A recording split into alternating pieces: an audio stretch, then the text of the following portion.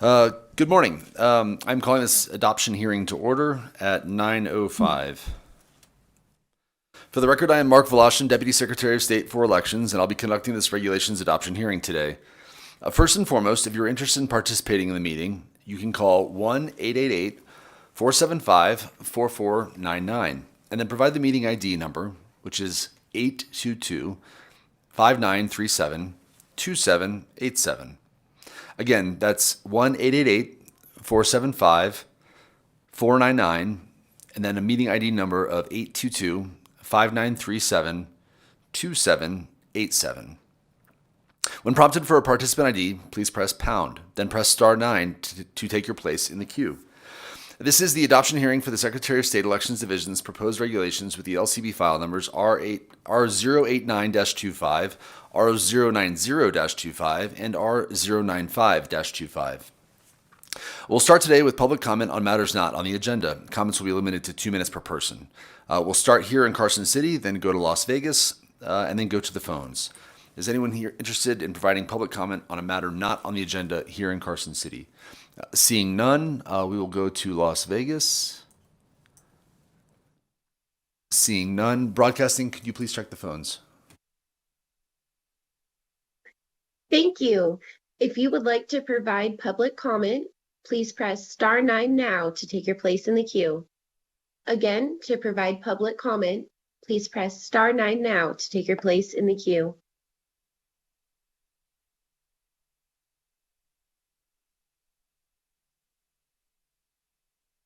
Chair, the public lines are open and working. However, we have no callers for public comment.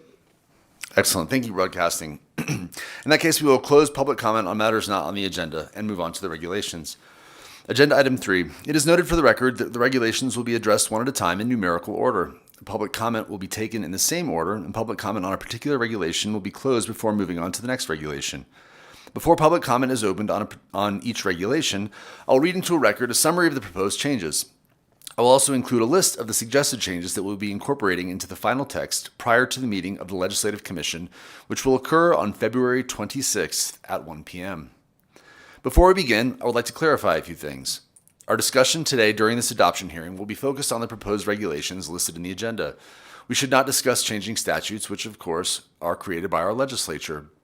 This regulatory process will not alter any existing laws. Regulations, after all, cannot make something illegal that is otherwise legal, nor make something legal that is otherwise illegal. These regulations in this regulatory review are intended to update our regulations based on experiences learned from the previous election cycle in county clerk and city clerk and registrar input, with the express interest of increasing security, transparency, and accessibility. This adoption hearing today is not the end of the regulatory process. Following the completion of this adoption hearing today, the next step is the Legislative Commission, which will be meeting on February 26th at 1 p.m. Furthermore, we are here today because of 2 specific statutes, NRS 293.124 and NRS 293.247.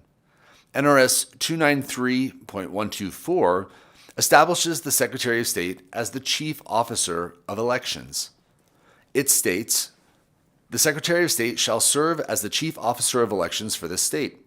As Chief Officer, the Secretary of State is responsible for the execution and enforcement of the provisions of Title 24 of NRS and all other provisions of state and federal law relating to elections in the state. The Secretary of State shall adopt such regulations as are necessary to carry out the provisions of this section." NRS 293.247 states, "The Secretary of State shall adopt regulations not inconsistent with the election laws of this state for the conduct of primary, presidential preference primary, general, special, and district elections in all cities and counties." There's a lot more to it, but those provisions are what brought us together today. If there are general questions about elections procedures, I'll be able to discuss them today as long as they relate to the proposed regulations. If there are questions that extend beyond the regulations on the agenda, I would be more than happy to set up a separate meeting at another time. To do so, please contact me at nvelect@sos.nv.gov. As of this morning, the Secretary of State has received written public comment from multiple organizations and individuals. The written public comment received by the Secretary of State's office is hereby submitted into the record. A workshop was held to solicit public comment on January 7th, 2026. Since then, the Secretary of State has continued to receive written feedback relating to the proposed regulations that we will discuss today. I will address some, but not every one of the proposed suggestions and comments received. Some of the suggestions have been incorporated into these proposed regulations. In those cases, the amended text will be described, but the final version of the text will be available prior to the meeting of the Legislative Commission on February 26th at 1 p.m. Other suggestions will require further research and analysis over the coming months, but may be considered for separate regulations following the 2026 election cycle. Some suggestions conflicted with existing statutes or exceeded the scope of these regulations and were not considered. Finally, the Secretary of State had a number of requirements to weigh in the consideration of the provided public comments, specifically related to increasing security, transparency, and accessibility. While many of these proposed regulations create additional requirements for the clerks, registrars, and Secretary of State staff, it's important to recognize that the work required by our state and county election officials has increased in the last few years. Altering these proposed regulations to make them more stringent or to greatly increase requirements could make them impossible to accomplish. Therefore, in many cases, we are moving forward with measured, reasonable improvements, but with an eye on future modifications that will be based on lessons learned during the upcoming election cycle. A few administrative notes. I'll be taking notes while you're providing comments. If you see me looking down, it is because I'm typing. Once I get to the public comment, I will first take public comment here in Carson City, then in Las Vegas, and then finally on the phones. To be clear, this meeting is a discussion, so if you ask a question, as long as it's related to the agenda item, I'll be able to answer it. Once we're complete here today, my team and I will discuss and analyze final suggestions, bringing them to the clerks for input if necessary, before ultimately making any final recommendations to the Secretary before the meeting of the Legislative Commission on February 26th at 1 p.m. Finally, I understand that discussions about elections can get intense, and I am excited about talking with you today, but I must ask that each of you treat each other with dignity and respect. Your fellow Americans in this room and listening in today may have different opinions, but they are worthy of your courtesy. Agenda item number 4, the adoption hearing regarding proposed regulation R089-25P. Again, first I want to clarify for the record the intent behind this proposed regulation. Again, this was a regulation that described the process relating to an individual requesting a waiver or reduction of certain penalties for violations of statutes relating to campaign finance.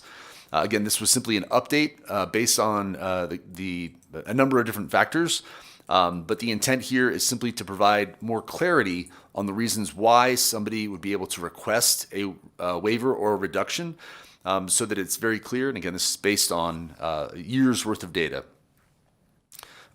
Okay, I'll now read the digest of the proposed regulation.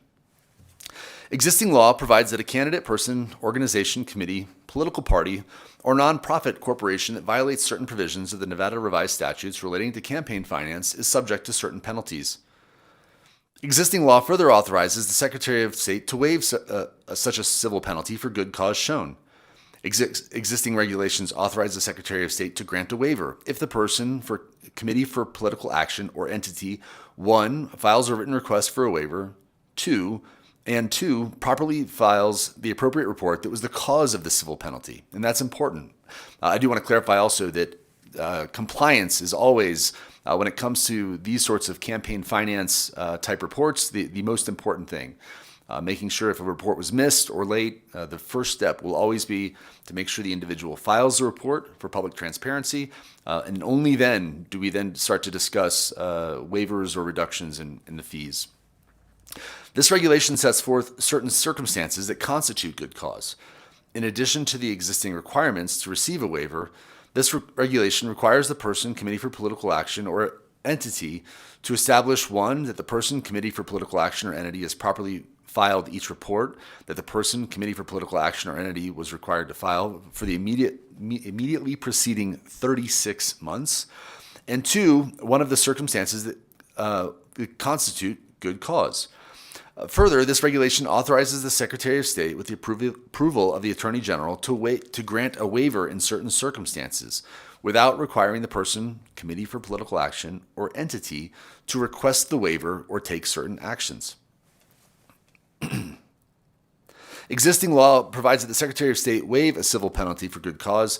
If the Secretary of State waives a civil penalty for good cause, the Secretary of State is required to 1, create a record which sets forth that the civil penalty has been waived and describes the circumstances that constitute the good cause shown, and 2, ensure that the record is available for review by the general public. Existing regulations require the Secretary of State to 1. Compile each record into a quarterly report, and 2. Post a quarterly report on the internet website of the Office of the Secretary of State. This regulation provides that such requirements also apply when the Secretary of State reduces a civil penalty for good cause shown. At this time, we will open up public comment on proposed regulation R089-25, and we will start here in Carson City. Seeing none, we will go to Las Vegas. Seeing none, broadcasting, could you please check the phones? Thank you. If you would like to provide public comment, please press star 9 now to take your place in the queue.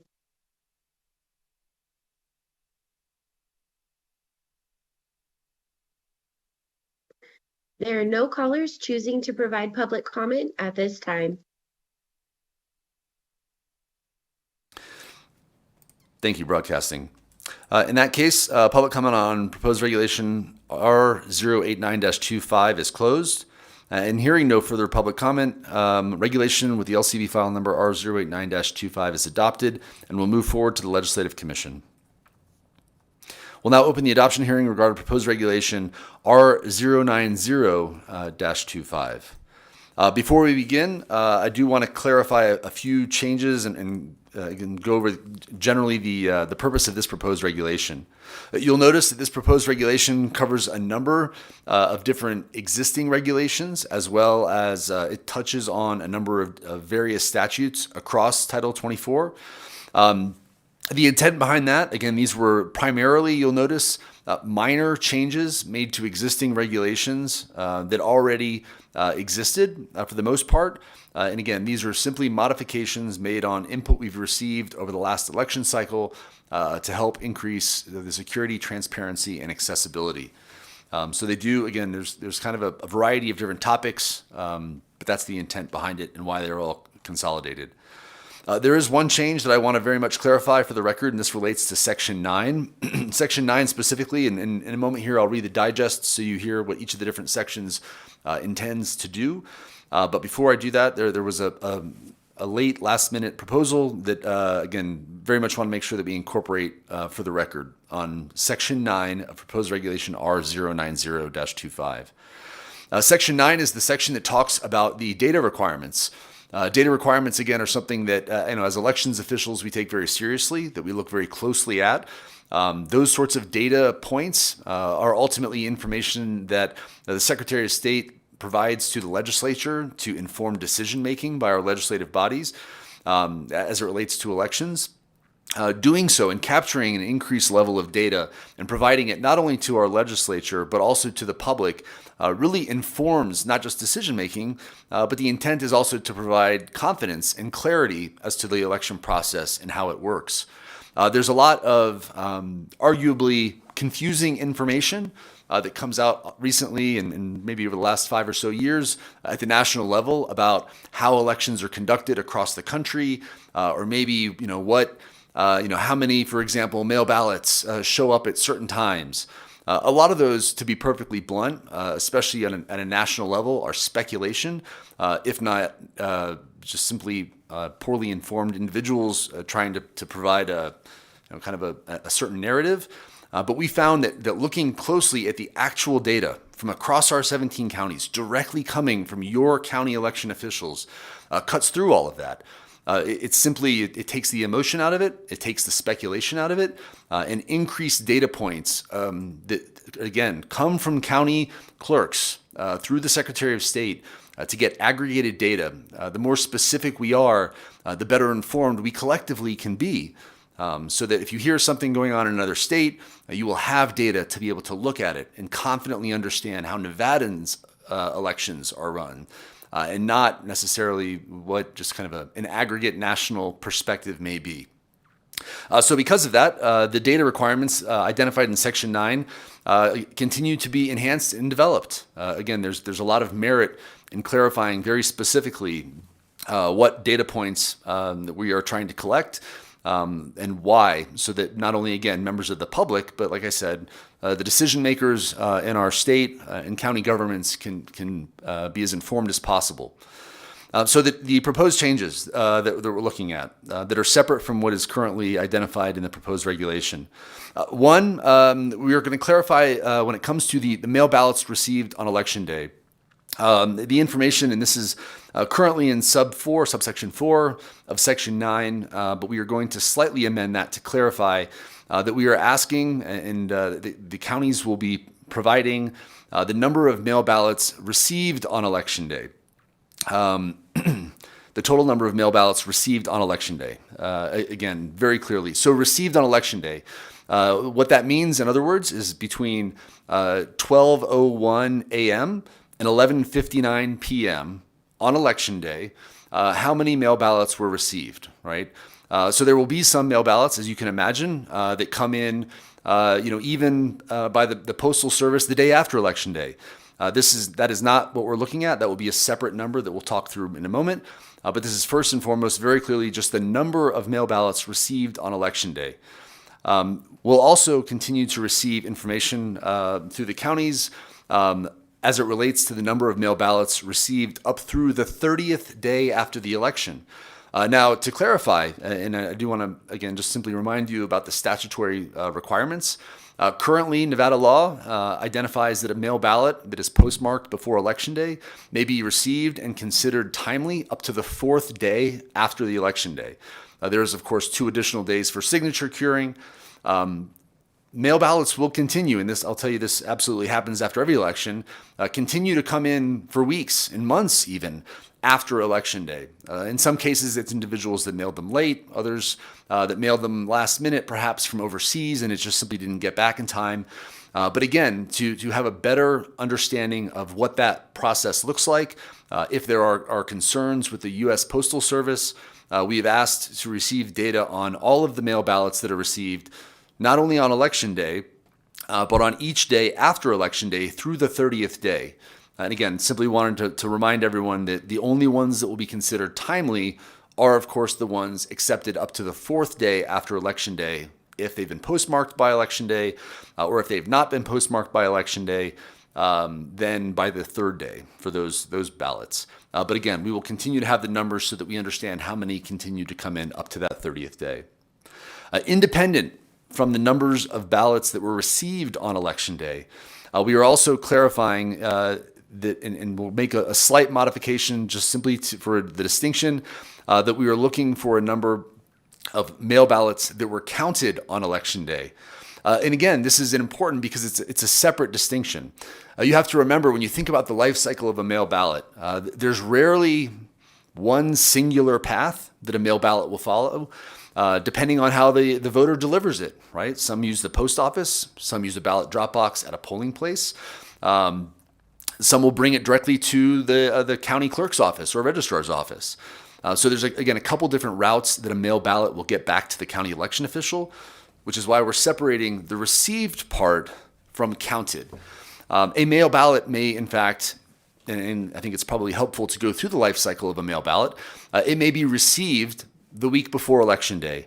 That mail ballot, as all mail ballots do, goes through the initial scan to identify that ballot is associated with a voter. The very first check we do is to make sure that voter is not voted already. If the voter has, in fact, voted in person, that ballot gets flagged and becomes Exhibit 1 on their criminal investigation as an attempt to vote twice. But if that voter has not voted once, and that is their first vote, again, that scan immediately updates and gives them vote credit so that they cannot vote in person. That's an important security measure. The second part is that we review the signature on the back of the envelope of the mail ballot. That signature review is compared to the voter's signature that is on file in their voter registration.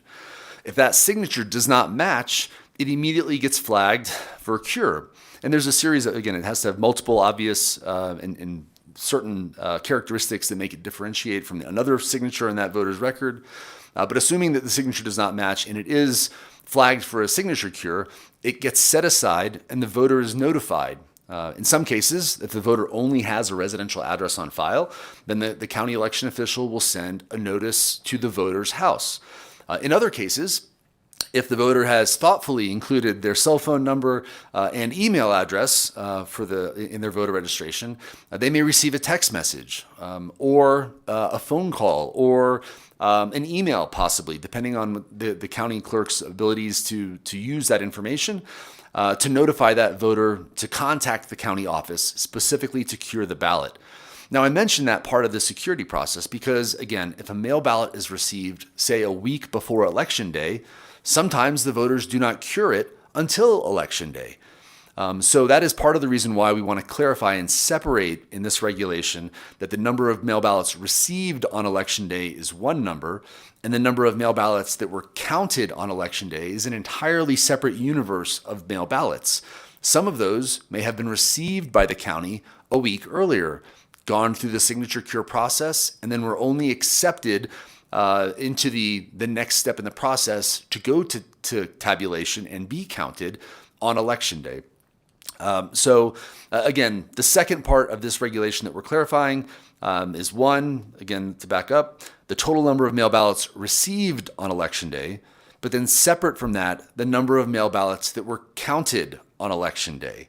Again, which does not, again, necessarily have an overlap. Some of those absolutely will be received, processed, accepted, and then they will have passed the signature verification. The voter won't have voted twice. It'll have gone through all the security measures and then end up in tabulation on Election Day. But not all of them will, right? Of the mail ballots, because that security process, again, is applied to every single one of the mail ballots received across our state and every county.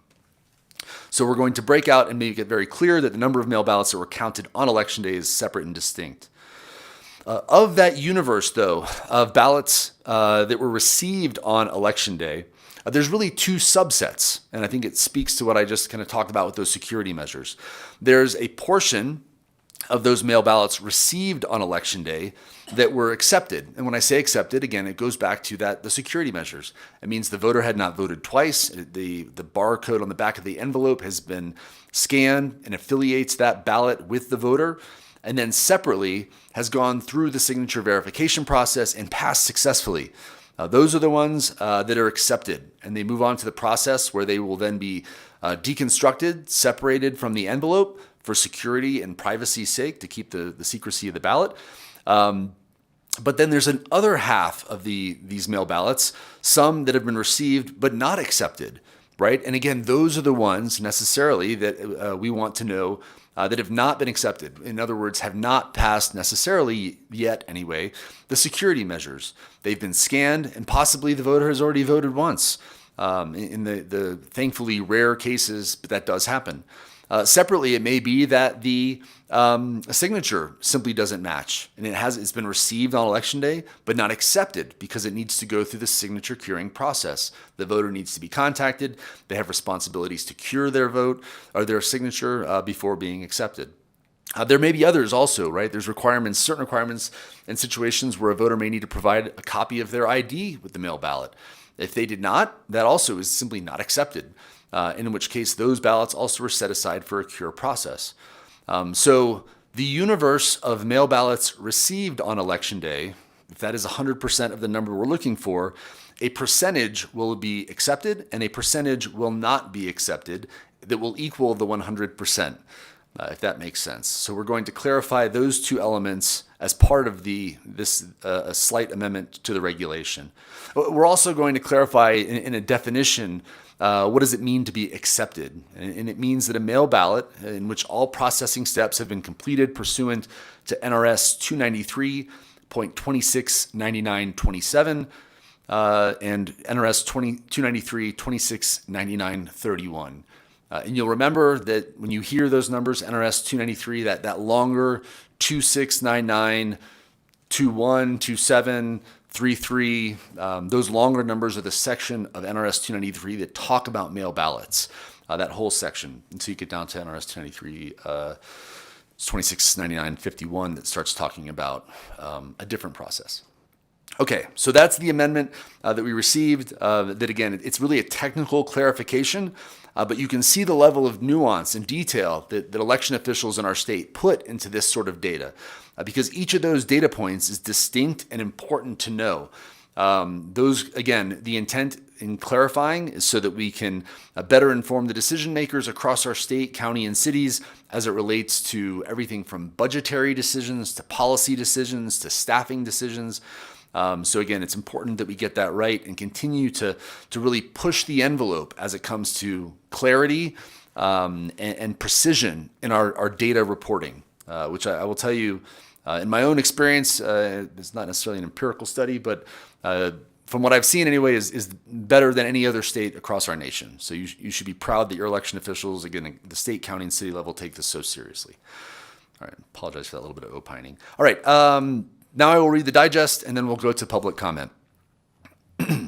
Existing law requires the Board of County Commissioners to meet to canvass the returns of votes in an election, and in making the canvass to note separately any clerical errors discovered and take account of the changes resulting from the discovery of any such clerical errors. Sections 1 and 16 of this regulation set forth the interpretation of the Secretary of State with respect to the meaning of clerical errors for the purpose of this provision. Existing regulations require a person who wishes to file a complaint concerning an alleged violation of any provision of existing law relating to elections to submit the complaint in writing to the Secretary of State. Section 3 of this regulation requires the complaints to be submitted on a form prescribed by the Secretary of State. Existing law requires, with certain exceptions, the county clerk to distribute a sample ballot to registered voters. Existing regulations require the county and city clerk to mail a copy of the sample ballot for a primary city, general, or general city election to each candidate. Sections 4 and 17 of this regulation instead require the county and city clerk to make a copy of the sample ballot for any such election available to a candidate upon request. I'm going to pause there again just to clarify. This does not apply to everyone, every voter's sample ballot. This is purely for candidates for elected office. Again, it used to be a responsibility of the county and city clerk to send the sample ballot to the candidates. This is now simply making it optional. Everybody else's sample ballots will still be coming as required by law that again even has been amended fairly recently in this last regular session. Sections 4 and 17 of this regulation, Section 22 of this regulation repeals the provisions requiring the sample ballots for a general city election to be distributed and posted in the same manner as a primary or primary city election as Sections 4 and 17 set forth the requirements for making such sample ballots available. Existing law requires a circulator of certain petitions to verify each document of a petition, attesting that, according to the best information or knowledge and belief of the circulator, the signers are registered voters of the state.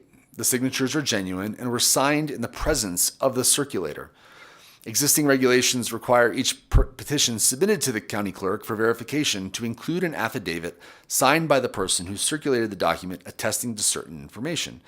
Section 5 of this regulation requires the affidavit to include certain statements attesting that the signatures are genuine and according to the best information and belief of the circulator, each person who signed was a registered voter in the state and county of his or her residence.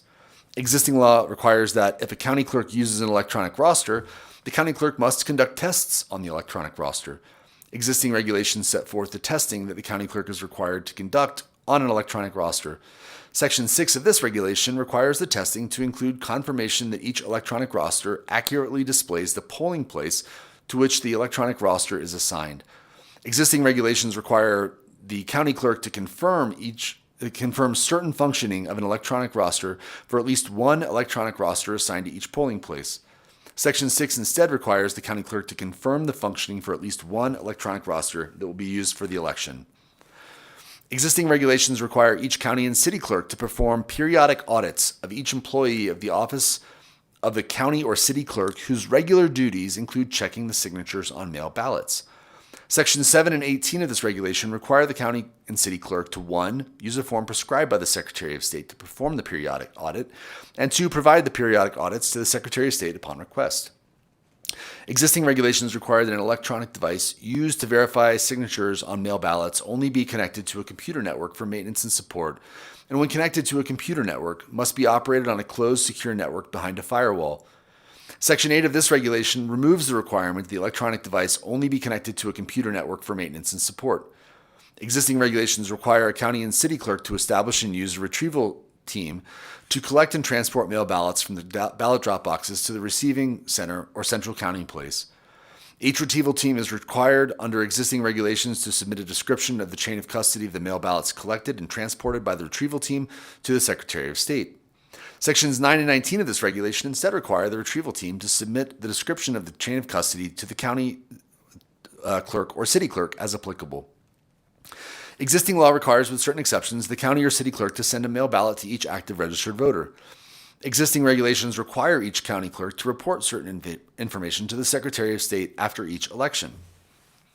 Section 10 of this regulation requires each county clerk to include in this report additional information relating to the number of mail ballots received, counted, and tabulated before, on, and after Election Day. Existing law authorizes a candidate to demand and receive a recount of the vote under certain circumstances if the candidate 1. Files the demand in writing with the officer with whom he or she filed the declaration of candidacy, and 2. Deposits in advance the estimated costs of the recount with the filing officer. Existing law requires the Secretary of State to adopt regulations defining costs for the purposes of this provision. Section 11 of this regulation requires each county and city clerk to submit to the Secretary of State an estimate of the costs to conduct a recount of the vote for an office on the ballot for the upcoming election by not later than 5 p.m. on the day before the first day of the period for early voting by personal appearance. Existing law authorizes a person who is 17 years of age or older but less than 18 years of age and who has resided in the state for 30 days or longer to pre-register to vote. Existing law requires the Secretary of State to prescribe standard forms for use by persons who are applying to pre-register or register to vote. Existing regulations provide that the Secretary of State will create a standard paper form for a person to apply to register to vote in person or by mail. Section 12 of this regulation provides that the Secretary of State will also create a standard paper form for use by persons who are applying to pre-register to vote, and the form will include certain information for a person who's pre-registering to vote. Existing law requires the Secretary of State to adopt regulations for conducting a risk-limiting audit of an election. Existing regulations require each county clerk to conduct a risk-limiting audit following each election, which audits the results of one race for statewide office and one race for countywide office, if applicable. Section 13 of this regulation instead requires each county clerk to conduct a risk-limiting audit of the results of one race for state or federal office and one race for county office, if applicable. Section 13 defines the terms 1. County office to mean an elected county office whose candidates are voted upon by the registered voters of one county. Federal office means certain elected federal offices which are established in the United States Constitution. And 3. State office to mean certain elected state offices which are established in the Nevada Constitution. Existing law prohibits a mechanical voting system from being used in the state unless the mechanical voting system meet or exceeds the standards for such voting systems established by the United States Elections Assistance Commission, and prohibits the Secretary of State from approving a mechanical voting system that does not meet or exceed such requirements. Existing regulations require each county clerk to certify that the software used to tabulate ballots and the operating systems installed on each mechanical recording device or ballot marking device have been certified by the Voting Systems Testing and Certification Program of the Elections Assistance Commission. Section 14 of this regulation instead requires each county clerk to certify that such software or operating system meet or exceed any standards established by the Elections Assistance Commission. Existing regulations require each county clerk to conduct a post-election audit of randomly selected mechanical voting recording devices to verify that the operating systems installed on each mechanical recording device used in the election are the operating systems that were certified by the county clerk before an election. Section 15 of this regulation instead requires the county clerk to conduct the post-election audit to verify the operating systems by confirming the identity of each component of the operating system matches the identity registered with the National Software Reference Library. Existing law requires candidates and certain other persons, committees, and political organizations to file reports to the Secretary of State disclosing certain contributions, campaign expenses, and expenditures. Existing regulations require a person who makes a contribution in the form of services provided in kind for which money would have otherwise been paid to a candidate, committee for political action, political party, or committee sponsored by a political party, person who makes an independent expenditure, or committee for the recall of a public officer, to provide the recipient a signed statement setting forth the actual costs of those services, or, if that amount cannot be determined, the fair market value of those services, which amount must then be included in certain campaign finance reports.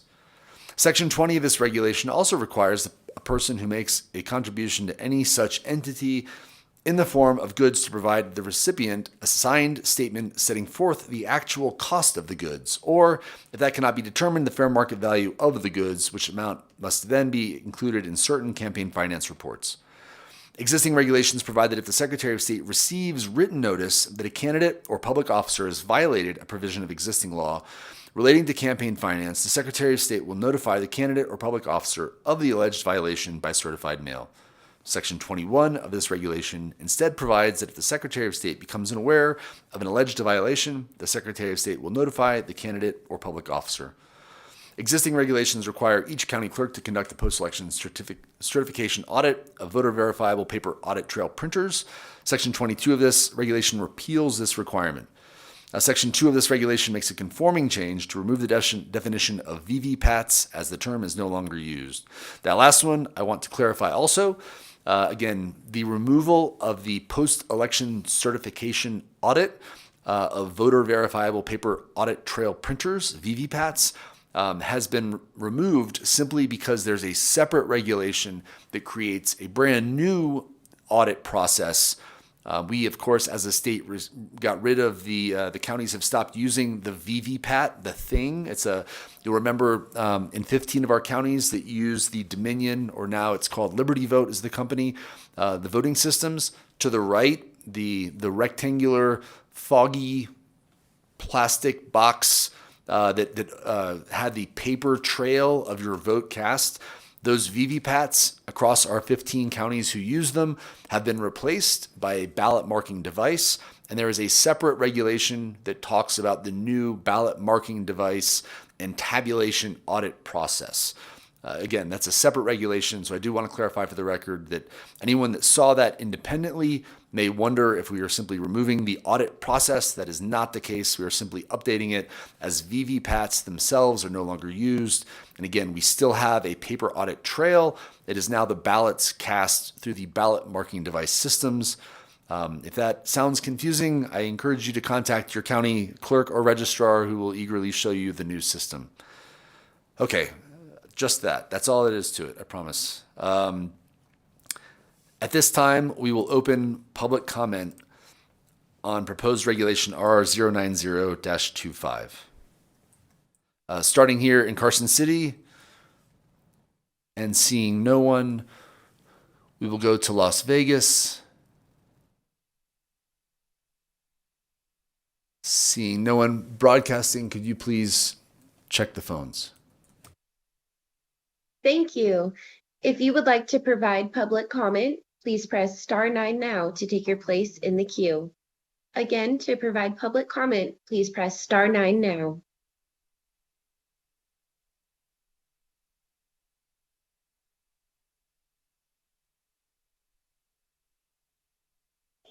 Hi, my name is Katrin Ivanov, and I would like for something to be clarified. You mentioned that current Nevada law indicates that only ballots that are postmarked by election day and received by 4 days after the election are considered to be valid ballots. Yet you guys want to make a regulation to accept ballots without a postmark. And then you also said that you are here to make regulation to complement the existing laws, not to change it. But if you make a regulation that the postmark no longer matter, that is actually changing the law. Am I understanding that correctly? Or can you please advise on that? Thank you for the question, Ms. Ivanov. Mark Voloshin for the record. So first, I appreciate you're highlighting the proposed regulation, a different one that we're not speaking about today, but I appreciate you citing it's for those everybody else listening at home. She's referring to this was adopted regulation now R088-25 that talks about postmarks. You're right, though, Ms. Ivanov, that the current law says that clerks must accept a timely and consider timely received a ballot that has been postmarked by the 4th day or the 3rd day if it is not postmarked. That proposed regulation, the other one, R088, the adopted regulation, forgive me. It does not change the statutes, nor does it conflict with it. We're simply clarifying that really the definition and what does a postmark mean, so that we can better understand the timing and receipt of when the post office accepted that ballot.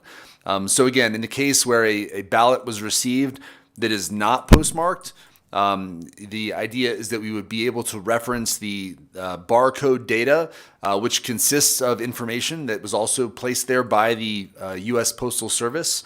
That barcode data essentially acts as a postmark, and because the definition of postmark by the federal government, again, is even recently changed again, it's simply trying to better capture what information the post office has put onto that ballot. Again, the intent is not to accept ballots past the fourth day. We're not conflicting with law. Those are very important things that we take into consideration. It's simply trying to better clarify, what does a postmark mean and how, what information are we able to look at that is available. Does that answer your question? Partially, because what now makes me confused is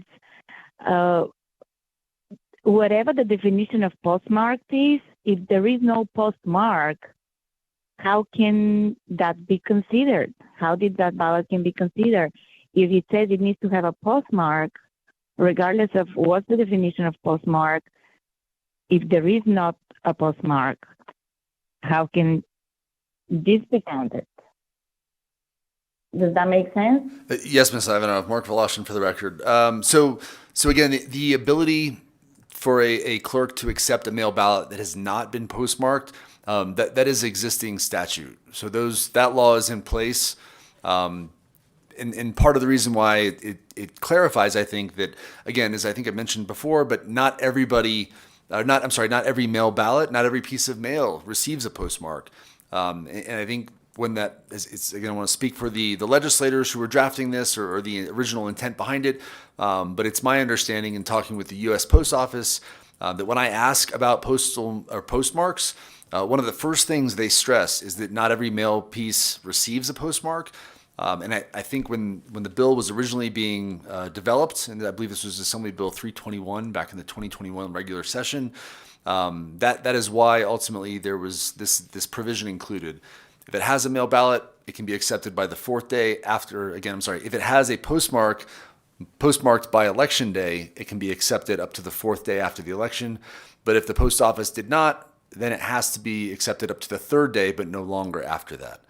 And that is something too, by the way, the Nevada Supreme Court upheld that concept as well. Does that help? Partially, but I will keep digging on the subject.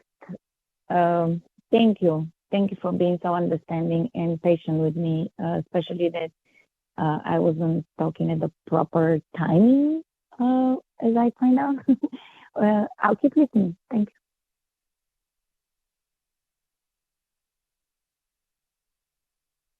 We have no additional callers to offer public comment at this time.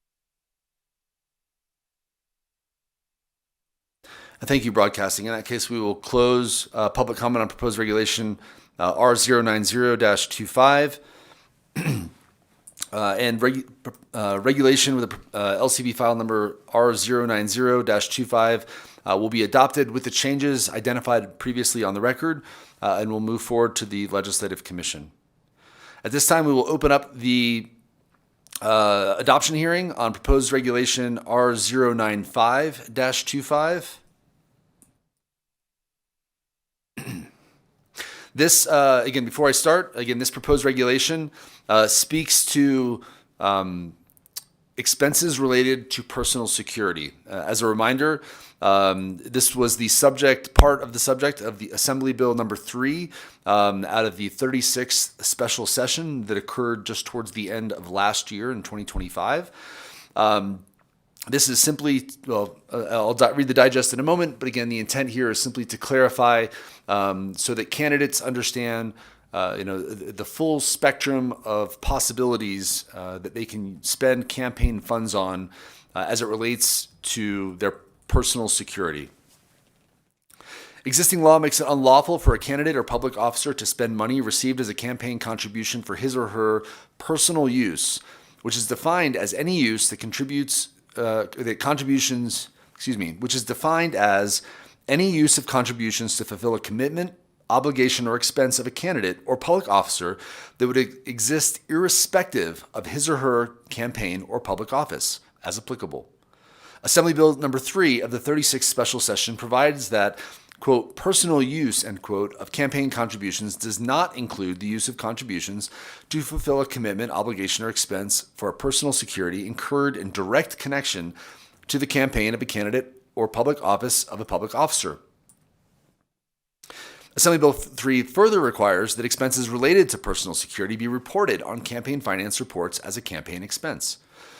This regulation provides that expenses related to or for personal security include 1, the purchase of a firearm, 2, the purchase of ammunition, 3, the purchase or accessories relating to the ownership of a firearm, 4, the purchase of items relating to marksmanship training or instruction, 5, the costs of marksmanship training or instruction, 6, the fees for an application for a permit to carry a concealed firearm and the related costs of a course in firearm safety, 7, the cost to transport a firearm by air carrier, 8, the cost for personal use defense or unarmed self-defense classes, 9, the purchase of body armor or bulletproof vests, 10, the cost for physical security enhancements to a workplace residence or vehicle, 11, the costs for the installation and monitoring of a home alarm or home security system, 12, the costs of an online service that removes personal information from internet websites, 13, the costs of a device or service to detect and remove a global positioning system or GPS tracking device,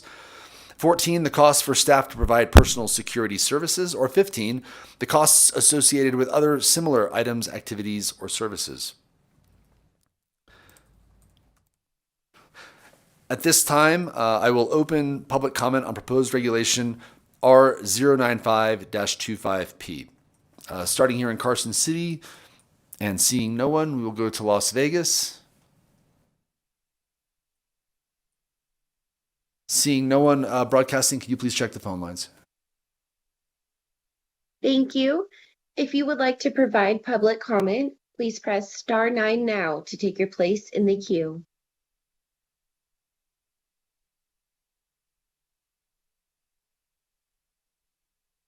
We have no callers choosing to provide public comment at this time. Thank you, broadcasting. In that case, we will close public comment on proposed regulation R095-25. Hearing no further public comment, regulation with LCB file number R095-25 is adopted and will move forward to the Legislative Commission. Agenda item 13. Public comment on matters other than the previously listed LCB file numbers. Comments will be listed to 2 minutes per person. If anyone's interested in providing public comment on a matter not on the agenda, please come forward. We'll start here in Carson City. Seeing no one. Las Vegas. Seeing no one broadcasting, can you please check the phones? Thank you. If you would like to provide general public comment, please press star 9 now to take your place in the queue.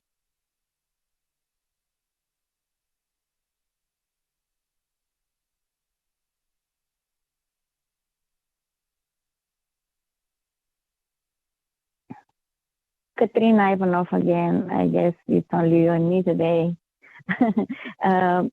I just wanted to say, you mentioned that you guys look at a past and what was working and what not, something similar to that effect, in order to make the regulations better.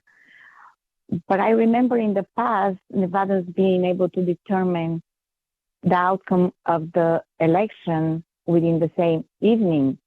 And as it stands right now, our election puts us in a really bad position because the country chose a president, majority Senate and majority House of Republicans, and Nevada didn't even know who elected who. We were not part of the national election. We were later, but not by the time the election was decided.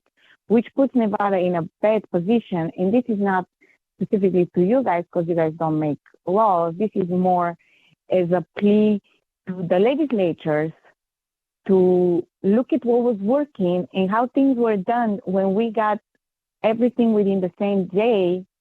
Can we bring back those laws and those regulations? And I believe it was also much cheaper to the taxpayers and to everybody. So I just hate to see Nevada losing our place within the United States big umbrella, and president starts to think, a candidate for president starts to think that we now no longer relevant and don't want to come and try to earn our vote. Just a comment, but I know everybody's trying their best. So thank you so much. Have a lovely day. Thank you, Ms. Ivanov. Mark Voloshin for the record. I very much appreciate your participation today and your comments. I will say that conversation that you're speaking of, independent from proposing policy changes and statutory changes, is still something that your county and city and state election officials talk about very, very frequently. We've identified opportunities to increase capacity at the county level, to your point, so that specifically mail ballots received, for example, can be still tabulated after going through that exact same security process that I spoke about earlier. So without changing anything about the security, but increasing capacity, adding extra shifts, for example, buying more machines to process and review ballots, and getting more staff on board and more bipartisan teams involved in the process. By increasing our capacity across the state, I'm hoping, based on our hard work and efforts over these last couple years, that you'll be pleasantly surprised at how much faster the results are provided. Of course, results will not be published until the last voter has voted and the polls are closed on election day, as required by law. But again, as required, our polls currently close at 7 p.m. unless again there's a court order or other change. I anticipate that you'll see a higher percentage, so much more of the results coming out in a much faster timeline than in previous election cycles. That is truly the goal from the secretary and the county election officials and the city election officials and us at the state, to make sure that, again, just as you said, and they take this very seriously and agree, our voters want to know the results. They want to know, to see who our elected leadership is at the national level, at the state, county, and city levels in a more timely manner. And there are still improvements that we can continue to make across our election offices and are doing so. I promise you this. But it is a work in progress. But again, I'm excited to hear your thoughts following the primary and general elections this year, because that is something that we've been working very aggressively on, again, without having to change policies or statutes at all. There's still plenty of wiggle room, so to speak, for us to improve. So appreciate you highlighting that and keeping it center on our radar. I want to reassure you again, we take it seriously and are working on that, and we'll certainly be talking about that more in the near future. But thank you again for your participation today.